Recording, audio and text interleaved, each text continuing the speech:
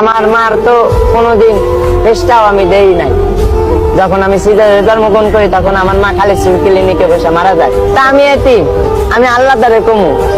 আমার যা কষ্ট হইতাছে না, আমি মানুষের দাদা হাত পাইতে পাইতে খাইতেছি না, আল্লাহ দেখতেছে না, আল্লাহর বিচার একদিন করবো। এই রাষ্ট্রে কি কম মানুষ আছে? হ্যাঁ, চাইলে তো হেল্প করতে পারে, 500 টাকার ব্যাপার, চাইলে তো হেল্প করতে পারে, কিংবা আমার হাতটা ধরে লগে করে বড় বাজার নিয়ে যাইতে পারে, এমন কোন দয়ালু ব্যক্তি নাই।